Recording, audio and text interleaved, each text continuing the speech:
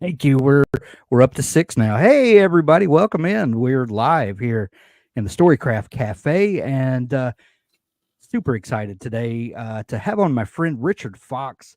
It's NaNoWriMo month, and so we at Dabble here are uh, the um, the primary sponsor in November for NaNoWriMo, but we're also hosting our own 60-day writing challenge where we took the month of October, learned how to plan a book, how to fully conceptualize the story, break it out into parts that you could plot out, develop a plan, and then in the month of November, we're writing that book together. So at the end of November, whether you've ever written a book or not, we hope that you will have at least the bones of a book, 50,000 words or better written, and then finish that, maybe in December, January, whatever. But anyway, all that aside, Richard Fox is a writer that I've known for quite a while.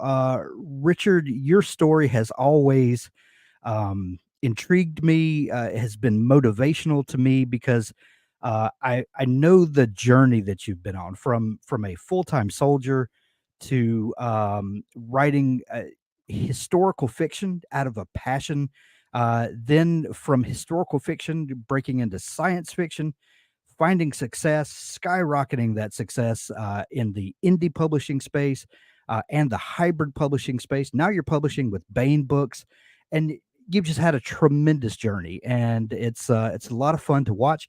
Glad to call you my friend. You've got a brand new book that just released yesterday, Men of Breton, Dream of Home, Book One. This is a brand new series for you. It's been a while since we saw a brand new series because you've taken some of these series have been wildly popular and really explored them out. But brand new series, excited to hear about it today. Welcome to the show. That was a huge introduction, but well, welcome in, Richard. Thank you, Hank. It's always great to talk to you. I really appreciate it. Absolutely. Men of Breton. What's this book about? Men of Breton is a military science fiction space opera, and the quickest elevator pitch is it is the Odyssey meets Hammer Slammers. So you have a group of with a lot less affront to the gods. Okay. So Men of Breton is about a group of soldiers from a planet called Breton who are drafted to fight for the hegemony, which is a larger political organization, and sent to fight in a civil war on a planet far from home. And once they get there, things just proceed to get worse. And by the end of the book, there is no more hegemony, and the Men of Breton have to find some way to get home across a star nation that has fractured into civil war. Now, so that's what that series is about. Hegemony is something that you have touched on before. Is this connected to those previous books, or there was a book named Hell's Horizon that I co-wrote with Jonathan Brzee, and inside that book, it is the hegemony is there. This book, Hell's Horizon, is set about 20 years prior to Men of Breton, and so you have the hegemony as part of a conflict with a different political organization, and so Hell's Horizon is not required reading, but you should read it because it's a great book. And if you get the audiobook, it's dual narrated by Giancarlo Esposito, who from Breaking Bad and The Mandalorian. He narrates one point of view, and Eric Dane from The Last Ship, also McSteamy for the ladies out there, he narrates the second half, the other point of view. The great thing that I like about Hell's Horizon is it's two different points of view written by two different authors. And these stories just sort of spiral around each other. And it's really hard to write, but I'm really proud of it. And so I looked at, I knew the hegemony when I wrote Hell's Horizon, the cracks were already starting to form. Yeah. And so when it came time to write Men of Breton, it's like, okay, I know that background is done. So, and then people can go, and if they want a little bit more of that world, they can go get that before the second Men of Breton book comes out. Gotcha. And Men of Breton is published by Bain. Correct. You have been publishing with Bain for a couple of years now, right? I'm co-writing a series with the great David Weber, which is called Ascent to Empire. Started with a book called with a book called Governor, and Rebel. David Weber. Yeah, he's David. David's great. Yeah. The second book in that series came out in September. Okay. And then in January, I had a space adventure novel, Light of the Veil, published by Baen in this January. Fantastic. Fantastic. Bain is one of those publishers that is like a cornerstone of science fiction. They have been doing the good work for so long, and it's good to see. I love seeing a publisher that really focuses on their strength instead of just becoming part of the giant conglomerates and trying to be everything to everybody. I love a publisher that just says this is what we are, and these are the readers that we're trying to serve, and it's fantastic. Mm-hmm. Yeah, I love Baen. I've been reading their books since I was a kid. Yeah, And when David Weber said, "Hey, you want to co-write an author or co-author a series with me that will be published by Baen?" It was not a hard decision. It was like, yes. right. Right. I don't know. David Weber, Bain, sure. Um, as we alluded to a minute ago, you were a full-time soldier. You served our country in Iraq. Thank you for your service. You also, I'm trying to remember to several conversations we've had before, was your first historical fiction series um, based around It's the Red the Baron. Red Baron? Yeah, it was the Red Baron. Okay, and there were a couple of books in that series. Is that right? No, the Red Baron was just one book, but then I had also written. I started off novel wise. I started writing a spy thriller series That's what it was. It took place partially in Iraq, and then moved about. It did not sell well, so I ended up not pursuing that genre because I don't think I didn't do my homework. I had not been a thriller reader or spy novel reader growing up. I had been a military science fiction space opera reader growing up, and I thought that my background in military science, as a military intelligence officer, would help with that sort of thing. No, I tried to make it too real while at the same time trying to keep the real stuff quiet because I didn't want to violate any agreements I'd signed with the U.S. government. You didn't want to get one of those phone calls? Yeah, or a knock on the door. It's like, excuse me, right. This page is the problem. Like, yeah, no. Right. So that was not the best way for me to start, but I got to the point where I could write a few books. I knew how to pace myself to get through all that. And then when I decided to write some military space opera, then all of a sudden I had a lot more of the skill sets that I needed to develop into a genre that I was much better suited for. Yeah. So I think that's an interesting place that a lot of writers find themselves. They think that that they will be successful at one thing because they're knowledgeable about one thing, but it's not necessarily their passion. But when they connect with their passion, that's where the creativity just opens up, where the connection with readers opens up. How long did it take you to make that pivot and to realize, I've been a military sci-fi space opera fan my whole life. This is what I need to be. Like, did you wrestle with that? Did you fight against it? Well, I'm an expert at this one thing. Why can't I write this one thing? Yeah, I was very lucky that there's another author out there named Russell Blake. Yes. And he writes a lot of spy thrillers. Yeah. And I was aware of his success as an indie author, and he and I had talked back and forth a little bit. And then one day I asked him, I'm like, hey, can you tell me why these books aren't selling? And then he looked at them and he said, well, have you considered writing something else? I'm like, oh, ding. Which might have been his way of saying the books I'd written were no good. Right. For that genre, which in retrospect, true. So I was thankful that somebody said, hey, have you maybe considered, this path from a different angle? And then thankfully I was, I had the wisdom to listen and like, oh yeah, maybe I should do this other thing. And then I, envisioned the Ember War. And my first thought was, well, I'm just going to write something really fun.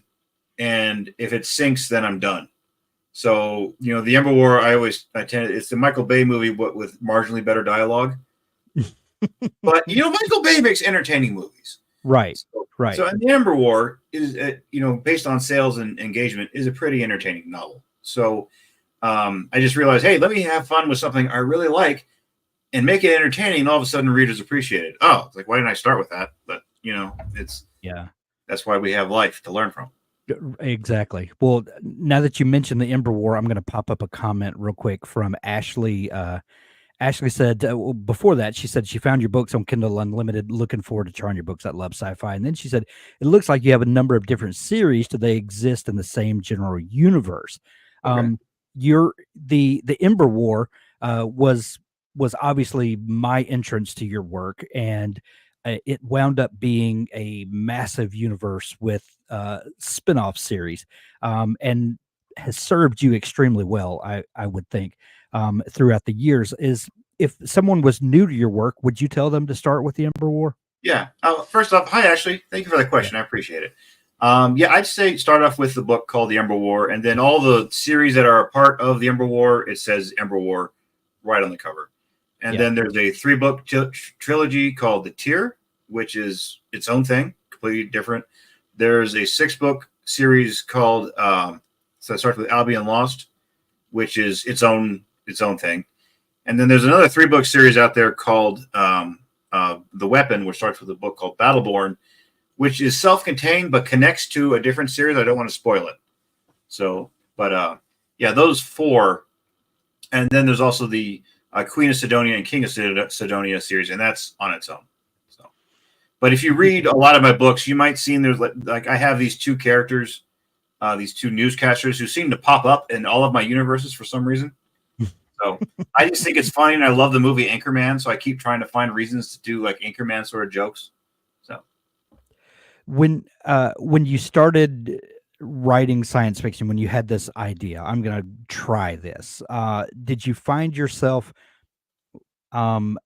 taking the things that you tried to do in your first kind of political spy thriller novel and bringing that into the universe? I mean, you still have those skills that you developed, and maybe that was not the correct focus for you as a writer, but did you find yourself being able to bring those elements into your science fiction that then made a more well-rounded story, made you a more well-rounded writer?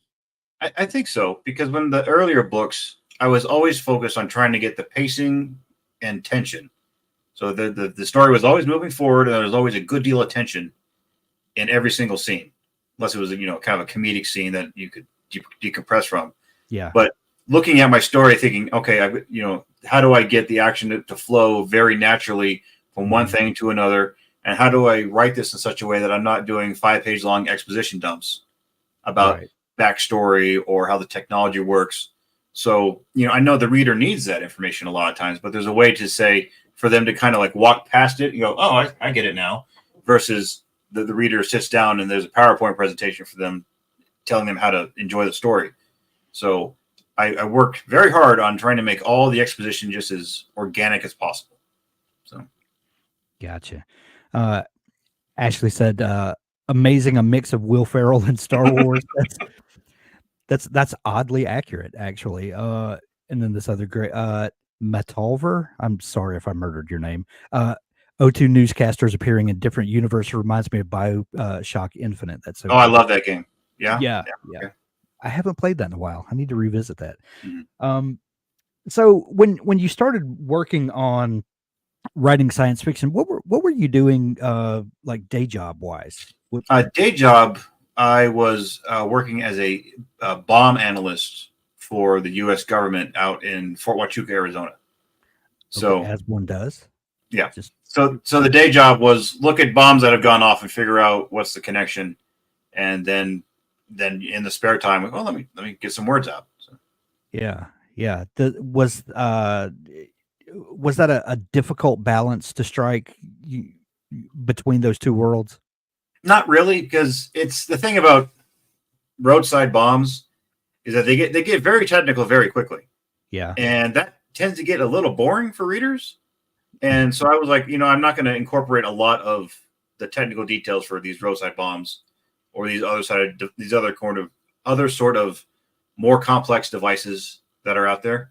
Yeah. But every once in a while I could, I'm going to, have a certain grenade that, functions like some of these other weapons. So I was able to, incorporate some of that into the writing.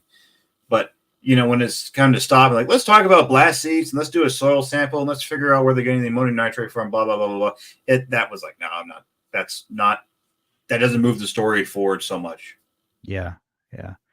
When you started writing the Ember War and then started publishing, how long was it before you started getting readers' attention? Before you started realizing people were reading the books and you were developing an audience and it was resonating with people? Well, with the great thing with when you're indie publishing with Amazon is if you publish the book on Amazon, you can see sales right away. Yeah, yeah, So almost immediately. yeah, and so I was watching with the Red Baron book I'd written and the spy thriller novels that I'd written, and see middling to no sales, long time. Yeah. And then I put the Ember War out, and all of a sudden it's like, boop, you sold 100 copies in one day. I'm like, I did. Right. Oh, okay, I did. That's interesting. And then the reviews start coming in. I'm like, what's going on here? This hasn't happened before in the other 5 books I've written. So, but you see that the end people coming, or I start getting reviews or reading reviews. I'm like, these people aren't my mother who have left reviews, and they like it. So Yeah. Kelly, when you first started writing, who did you share your writing with before publishing professionals, and what kind of feedback helped you? Did you have some beta readers, or you said you shared some of your thrillers with Russell Blake? Were there other people that hey, give me your opinion? What am I on the right track? I didn't do that. I hired an editor who Yeah. and her name is Shannon Honeycutt. She's great. And I sent the book to her, just like, hey, and I found her on a website for freelance editors. And I said, do you do sci-fi? She's like, yes. All right, here, edit this. The edit she gave back to me was helpful, and then I had to edit it one more time, and then I published it. So I didn't ask anyone else if it was good. Yeah. So I just looked at the story like it should work, and then sent it out there. Yeah, that's amazing. Would you what year was that? 2008. Okay. Okay. So we're how does math work? So we're 15 years ago. 15 years ago ish. Mm-hmm. How long did it take you to follow up that book with a sequel? I screwed up, and well, it may have worked. So I'd written the Ember War, and I didn't know it was going to actually sell well.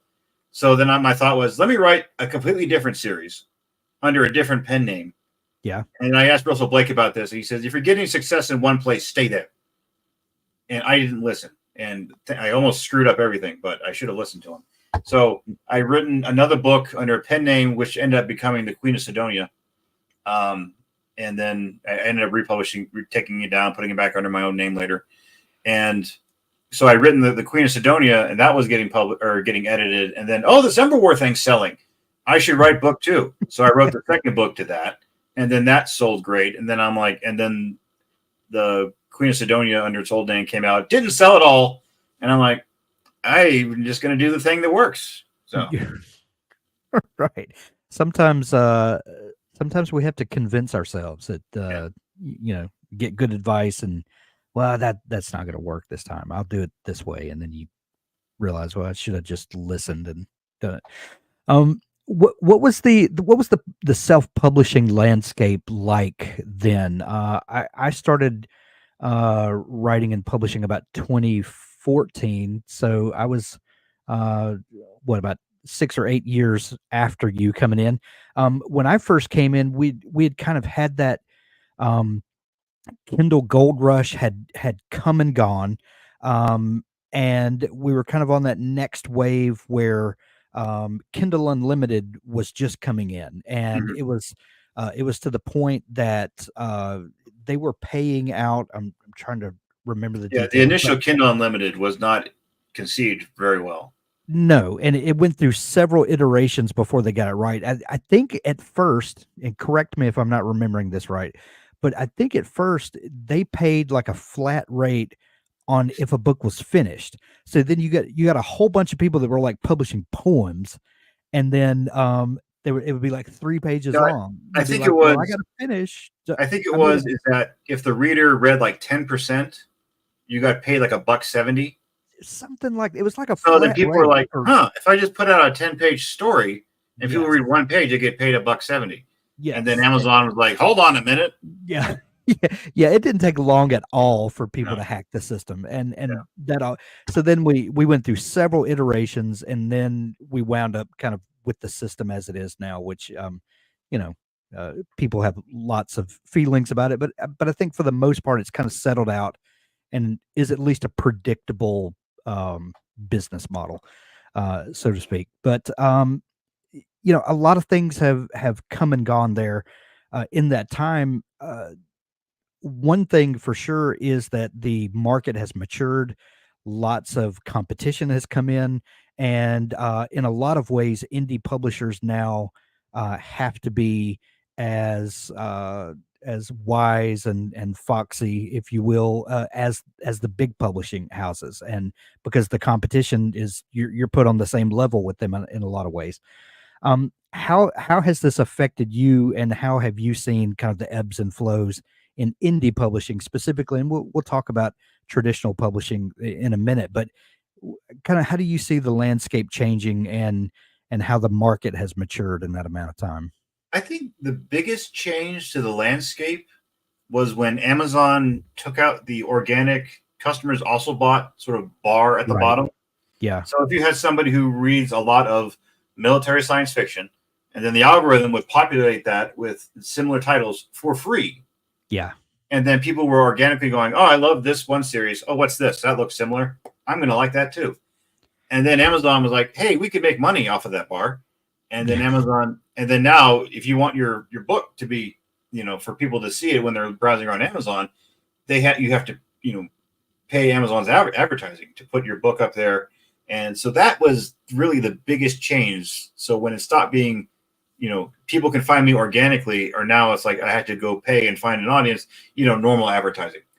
So that was a big change. And then all of a sudden you're like, okay, I'm going to, now you have to pay Amazon to sell the book for you, which a Right. lot of times you would have to do the work of writing a great book, having great editing, having a good concept, having a great cover, having everything formatted properly, and then now you have to advertise it above and beyond than what we used to have to do. So that was Right. the biggest change, I think, right there. I remember that also bots. I remember authors that would kind of get their Facebook friends, their street team, so to speak, and they would be like, "Okay, I have a book releasing tomorrow. Would you please buy my book and Ready Player One, or my book and buy The Martian, so that we can hack the also bots, and people that read The Martian will see my book under." I remember that being a total thing that people were doing that, and people were hacking the system until, like you said, Amazon figured out that that was prime real estate that they could charge good money for. Yeah. But um yeah, it really was the wild west there for a while, and for good or ill. But the industry has matured for sure. What do you think an indie publisher needs to do now to compete? Used to, people would make covers in Microsoft Word and throw them up there, and you could get away with all kinds of craziness, but it's definitely a strategy.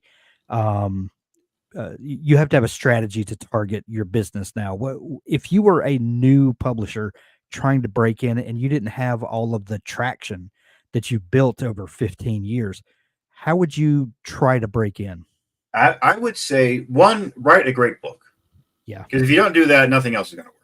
sure. And then if and then a lot of people, I think, they run into this problem where they write one great book and it's a huge effort for them, and they put it out, and if they get just a little bit of success, they don't Yeah. know where to go from there.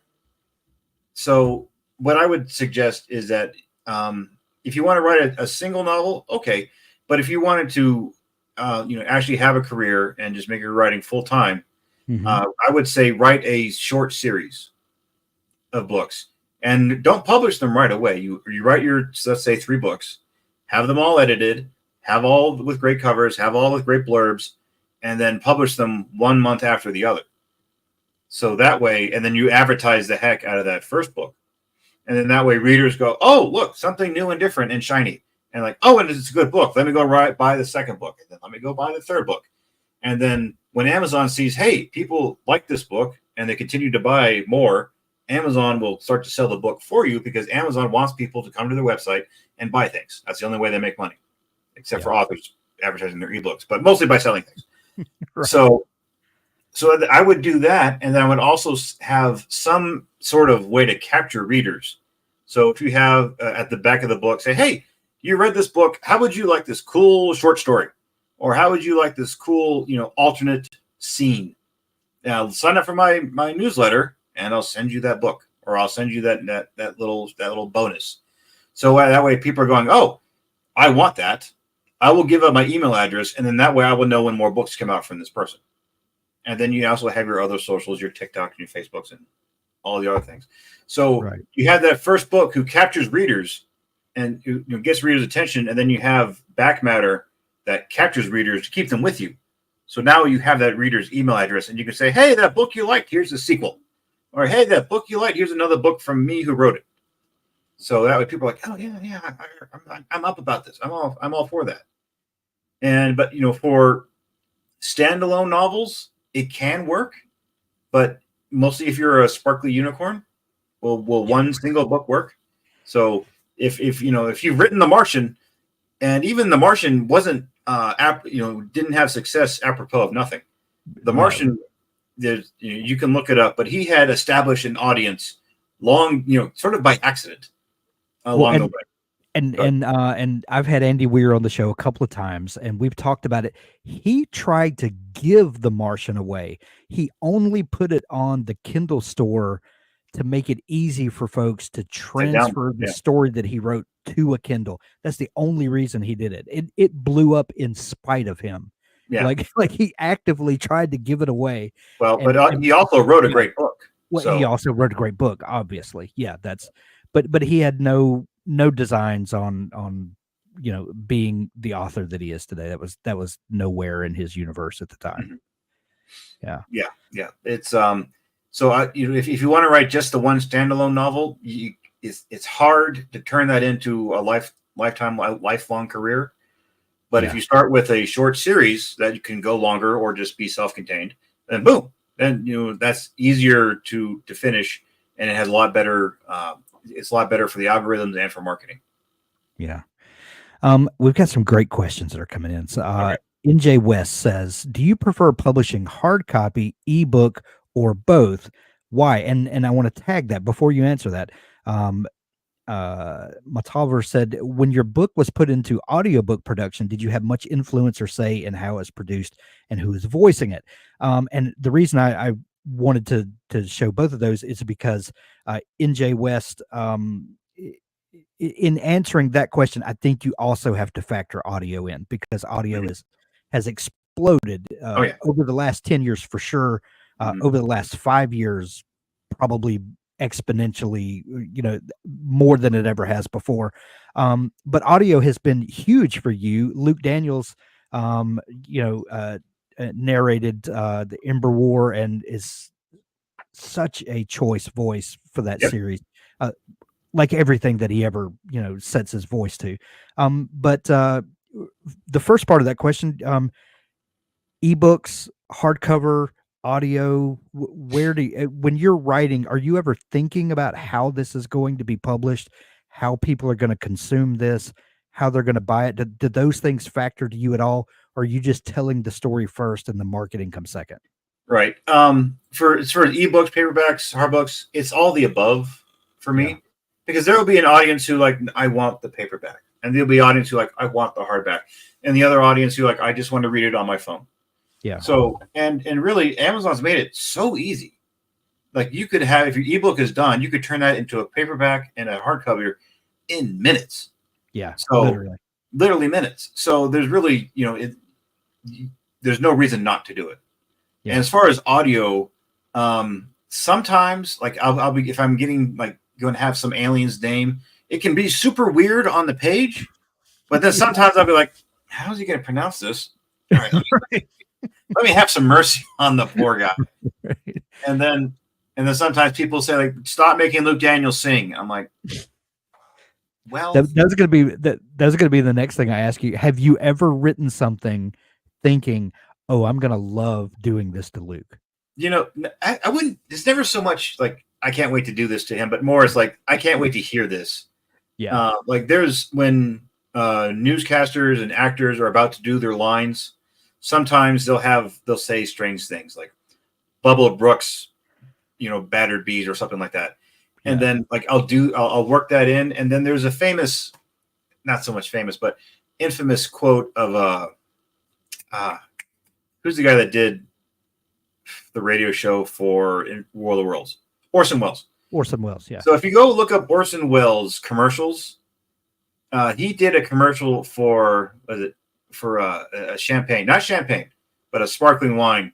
The French champagne is well known for its excellent, and like there's some like mannerisms and some famous lines from that that we kind of percolated through audio people, and like he had, and so sometimes I'll put some Orson Welles isms into the books just because I want to hear how they'll kind of like go with this. Yeah, but it's never over the top. But it's like if I wanted to say there's a field where peas grow and that kind of thing. It's just, right. Yeah, if everyone out there just look up Orson Welles commercials on YouTube, you'll find it. Oh yeah, it's fantastic. So the great thing about this art form, writing, once the words are put together, we may come up with some new way of distributing books, stories in the future that are outside of what we can think of now. But this could be translated to, who would have thought that we'd be walking around with 50 books on our phone that we could just listen to at any time. It's wild. But the great thing is that you don't have to think of all of the ways that what you create can be consumed. It can be translated later down the road, and that's a lot of fun. Someone asked, Ashley said, do you pull from your own life experience in your writing? Like said, you were in Iraq and you've done other things. Do those things ever even tangentially show up in your writing, or and maybe they only show up to you? Maybe you're the only one that knows that, but or do you ever use your writing as a way to process things that have happened to you and put them on the page? There ends up being a lot of verisimilitude to my military sci-fi writing, because I went to the United States Military Academy at West Point. I was in the Army for 10 years, field artillery, military intelligence officer, Iraq twice, Korea. And then it's also, the time I spent with soldiers kind of gives me a sense, you gave me a sense of this is how soldiers act all the time. Right. And it's not always like how you see it in the movies where everyone's like, all the time. You got some characters in the military. You're going to have some people who joined the military because they had nothing else to do that day. Yeah. And they're like, all right, why not? And you're like, not everyone in the military is a soldier. Like some people are just civilians who just happen to be wearing a uniform and they're just trying to get by. So, right. You work in those kind of characters. And then you also have your hua types, and you can work in those kind of characters. And then, but then also, when you, like, one thing about the Men of Breton book is you have these soldiers thrown into this terrible environment, and then things just get worse for them. Yeah. And that, for me, at the end of when I first went to Iraq, we thought we were going to be there. And when I was in Kuwait, we saw the mission accomplished banner behind Bush. And I was sitting there in Kuwait going, damn it, I'm not going to have anything to do now. I was wrong. Very wrong. Very wrong. So we thought, we're going to be there for 3 months and we're going home. No, we're going to be there 6 months. We'll be home by Christmas, that old one. No. And then finally he said, you're going to be there for a year and then you're going to go home. We're like, fine, a year. Year comes, we hand over our mission and everything. We're about to go home. And then all of a sudden, this guy named Muqtada al-Sadr starts a revolt in central Iraq. And the military said, hey, Richard's unit, we need you to drive south like you were planning on it, but we need you to swing by the city called Al-Qut and take it back. Here's some ammo, go. And so we went to Al-Qut and had a fight. And then they said, oh, hey, go back to Baghdad. We're like, but we're halfway to Kuwait. Go back to Baghdad. And then we go back to Baghdad. And they said, go to a place called, Najaf, which was the center of the rebellion.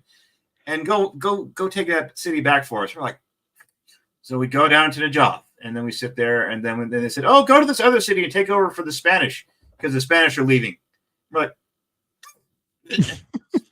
so we go take over this base from the Spanish, and we end up being there for 3 extra months, and then finally got home. But just that experience of, I'm about to go home. I'm about to go see my girlfriend at the time. I'm about to go to Wendy's.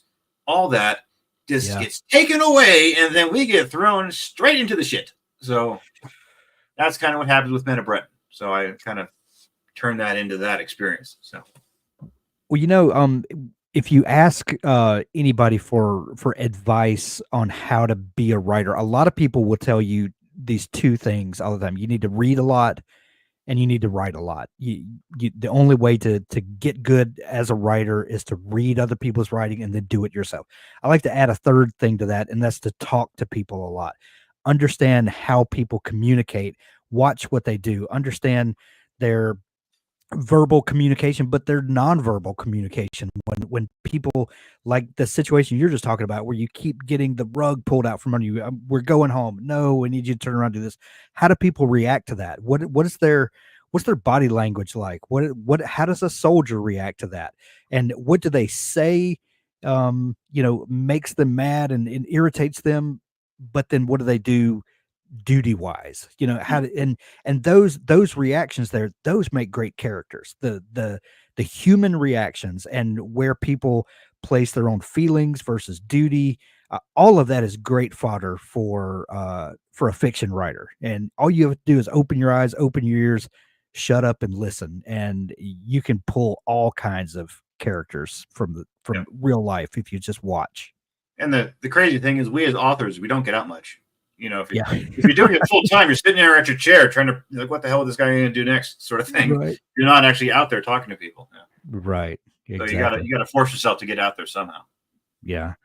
When did you start to realize that this author thing is doing okay? I can probably support my family like this. Like, what was that transition like? It was not entirely my decision, because I got to the point where the books were selling more than I was making at my day job. So I was walking to work going like, do I want to do that project, Mary? I don't know. Right. But the contract I was on had an expiration date. And so the contract I was on, there was 5 people doing a job one person could do in one afternoon a week. And so when they came down to oh, hey, the contract's been curtailed. There's only room for like one person now. And so we all saw that coming. So I was like, this contractor thing is not exactly stable. But writing can be stable. I was a baby author at the time. So I was like, okay, the day job is going away. The writing is exceeding what the day job brings in for his income. Not a hard decision. So I'll just keep writing is what I decided to do. It's worked out. Yeah. But you have a family, you have a wife, 3 sons, I think it is. Were there family discussions around, can we make this work? Well, it was like when the writing is bringing in more than the day job, it's an easy sell to the wife. Yeah. So, and I said, and then I was like, we can live wherever we want. And so we're like, and she didn't like where we were at in Southeast Arizona. And we're like, well, let's just go to Vegas. And if the writing suddenly the floor falls out, I can just go get a dealer license and, make ends meet that way. Haven't needed to do that yet. Knock on wood. So. Nice. With you now publishing with Baen, are you still indie publishing, or have you are you primarily focused on your Baen work? How do you with the way the market is now, is one more beneficial for you than the other? Or well, it's when I stop and write here's kind of the rub when it comes to traditional publishing is that when I started to work for Baen, I'd already had a bunch of my own titles that were selling, and then when I go back and go and write a lengthy novel for Baen, then I'm not writing for myself, just fully for myself. And then Mhm. all of a sudden that algorithm stops feeding me new readers because I'm not feeding the algorithm with new books. So there's a problem where it's a problem where, okay, I will write this however many books for Bain, or this however many books in Word for Bain, and send that to them. And just for the nature of traditional publishing, it can be quite a while before that book is published, and Right. then and then also a long time before I would actually get any money back when that book's royalties start coming back. So if I'm writing for Bain, it's a very slow process of well, my writing process stays the same speed, but the Yeah. publication and royalty process is much slower just because of the nature of independent of traditional publishing. So if I just go and let me write my own books for myself, then the algorithm is happier with me, and then I get more eyeballs on my books, and then all of a sudden, my that monthly income stream goes up and up and up if I'm feeding it.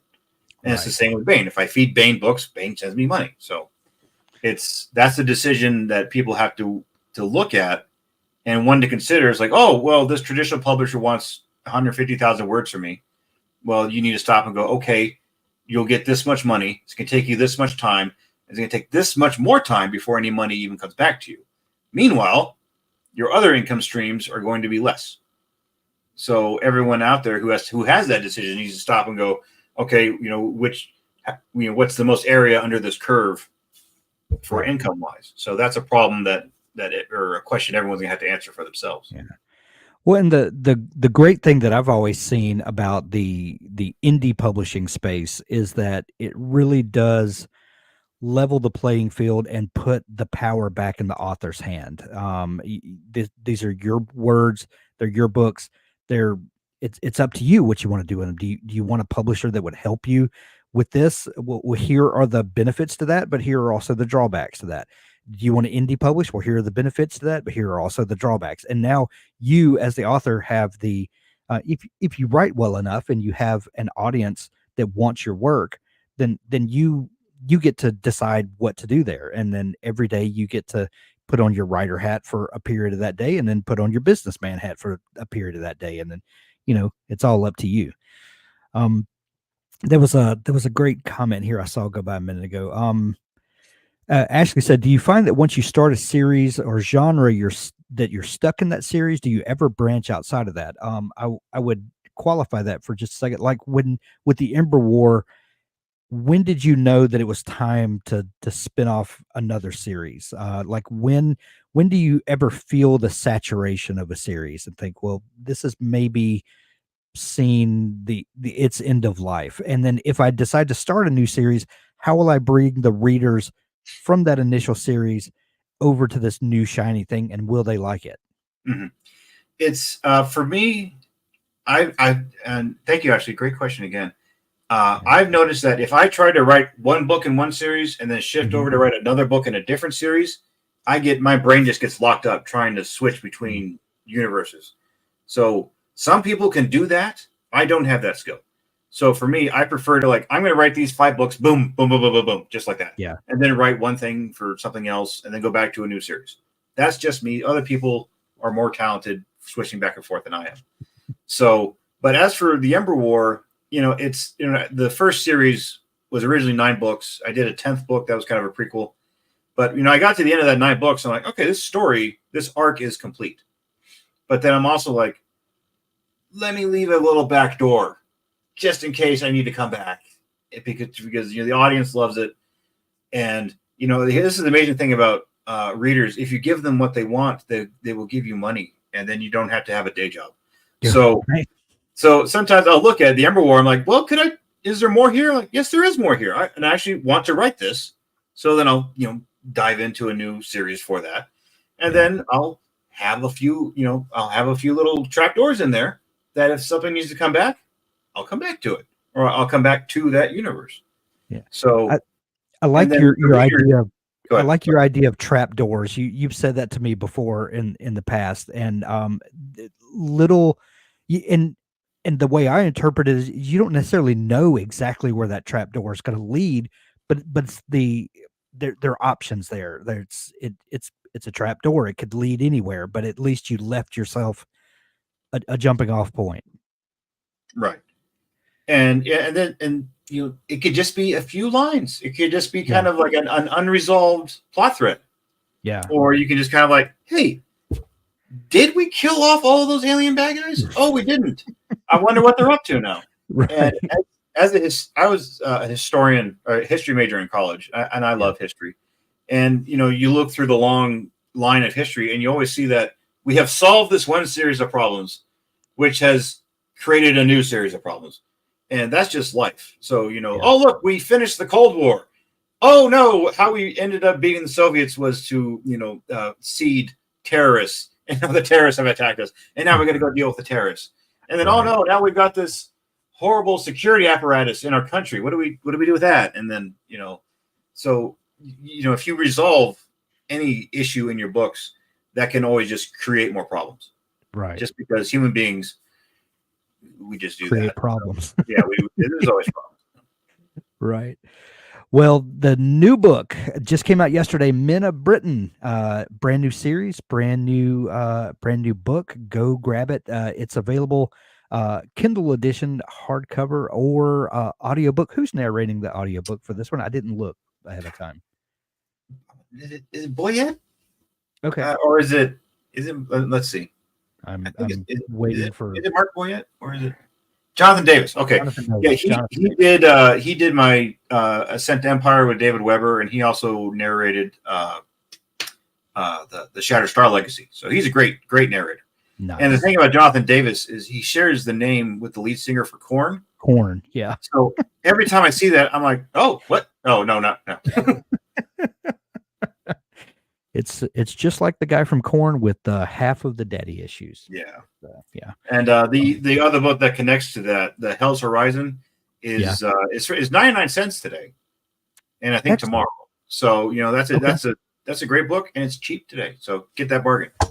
Excellent. We'll link up all those in the show notes to make it easy for folks to find that. Richard, if folks are just discovering you, want to dig into all the great stuff you're up to, where is the best place for them to start to dig into all that you do? Yeah, I'd say read the Ember War, and then if you don't want to get started into a really long series, then read Albion Lost, and if you want an even shorter series, read the Tier or the Weapon series. So, and then as for readers out there, I think one thing, or for people who want to be authors, is that you need to find your voice. And the good news is you already have it. And because a lot of times people will finish a book and they won't have any confidence in it just because they're new at it. They've never written before. How dare someone think they have the talent to have this sort of art, and then put it out there and expect people to pay for it. And that's a stumbling block a lot of people struggle with. And the thing is, you already have your voice. And it may take you a while to polish it, but you've already got it. And if you've done a lot of reading and if you put in the effort to write well, proper grammar, and actually, figure out how to tell a story well in a novel format, you're good. And you don't need anyone else's validation to put it out there. So if your book is done, put it out there. Okay. And maybe you'll get some feedback from people saying they don't like it for whatever reasons. Just accept that feedback and then keep going. Because if you just stop and look at your book and go, I don't believe in it, it's hard to market something you don't believe in. Okay. We're writers. We're not actors, selling soap. All right. Right. So it's, if you write a book that, is done, which is the hardest part of writing, is finishing. And even if you write a bad book, it's done. You have proven to yourself that you can finish something really hard to do. And you know what? If that first book that is done isn't great, well, you know what? It's done. And now you can go on to the next book. And then you got to fight to get that one done. Okay? So just get to done and then get it out there. Okay? Too often people go, oh, I have to have a developmental editor. I had to have all 8 of my friends to like it. And I had to have all this. No, just put it out there. Okay? Once it's edited properly and looks professional and is good, and if it's good or not, put it out there. Okay? Don't let it just sit in your desk forever, because then you'll forget about it and you'll think it's just a big waste of time. Okay? So that done novel is better than every other unfinished novel of all time. Okay? Excellent advice. Thank you so much, Richard. Oh, and I almost forgot. I almost let you go without asking you this. Josh Hayes, who Oh, is running our 60-day novel writing challenge with us. Me and my coworker Doug and Josh are doing the 60-day challenge. And I mentioned to Josh yesterday. I said, "Oh, Richard's going to be on." And Richard and Josh, if you've been watching the 60-day challenge, Josh and Richard did a series together. Terra Nova, you turn Terra up. Nova, Terra Nova. He said, "Be sure to ask Richard about pterodactyls," and then gave me no context. Yeah. Yeah. Co-writing with me can be a fun thing. And because, I will have ideas and then just crazy ideas out of nowhere. And then I'll just like immediately just start texting the idea to my co-author. Like, this is what we're doing. And so Josh gets this thing like, we're going to have giant FU pterodactyls in this one part. And I'm sure, Josh is picking up his phone at 11 p.m. where he's at, going like, his wife's like, what's going on? Richard wants some sort of pterodactyl. I don't know. And it's there's a great coffee called coffee luwak, which is made from coffee beans excreted by a certain animal, a civet. It's amazing. I'm not making this up. Coffee luwak is fantastic. But jokes, and there's plenty of jokes in there. And and then one of my co-authors, he woke up one morning and then he had like 10 different texts from me of paragraph lengths, just laying out this coffee luwak joke that's going to be in the book. He still talks to me, so so sometimes if you're ever going to do co-authoring, just be aware that the person you're writing with might be a little off sometimes. So. Just be ready. Just be ready. Richard, always fun to hang out. Thank you so much for taking time to come on the show. Go Always pick up Richard's brand new book, Men of Breton. It's available everywhere now. Go grab it on Amazon, from Audible, wherever you get books or audiobooks. Go grab it. Richard, thank you for taking time to come on the show. Thank you, Hank. Everyone have a great day.